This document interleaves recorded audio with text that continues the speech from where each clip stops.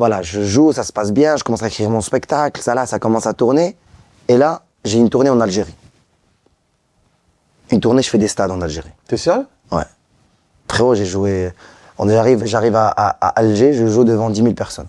J'arrive à Annaba, je joue dans un stade de foot, je rentre en taxi sur scène. Ça, les gens qui regardent, ils ont assisté, c'est filmé, tout ça. Donc, j'ai bossé mon spectacle, je suis revenu, je me suis professionnalisé dans le spectacle, j'ai commencé à faire des dates à gauche, à droite, voilà. Il y a quoi entre ta tournée en Algérie et la date en Tunisie? Il y a du temps quand même. En Tunisie, c'était 2015, un truc. Donc t'as fait d'autres scènes? 2016, j'ai fait d'autres scènes. D'accord. J'ai fait d'autres scènes. Je suis venu à Paris, j'ai bossé le spectacle. Bah ça y est, c'était le travail. D'accord. J'ai écrit, un co-auteur, on s'est posé, on a écrit, T'avais combien de metteur en scène, T'avais un spectacle de combien de temps?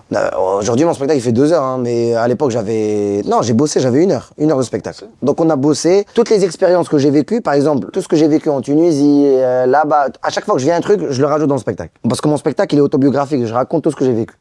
Donc, une fois que je vis tout ça, ça y est, je travaillais à l'époque, ça y est, j'étais consultant en finance.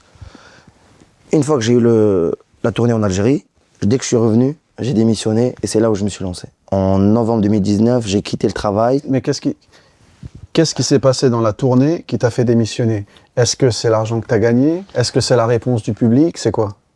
En fait, j'étais avec une copine, elle m'a dit un truc comme ça. Elle m'a dit, écoute-moi bien, si tu veux réussir dans un truc, tu es obligé d'être à 100% dans le truc. Si tu es dans la finance et dans l'humour, tu vas toujours être entre les deux et tu vas jamais être le top dans un truc des deux. Ouais, t'auras juste la moyenne. Tu vas être bien un peu là et bien un peu là. Ça veut dire que tu vas jamais être le meilleur dans un métier. Si tu veux faire l'humour, fonce. Sauf que le problème, on va revenir à la réalité économique, frérot, la réalité financière. C'est qu'on travaille pour gagner notre vie, pour payer le loyer. Comment on va payer le loyer si on gagne pas notre vie? Donc elle me dit quoi? Elle me dit une phrase. Elle me dit, t'inquiète,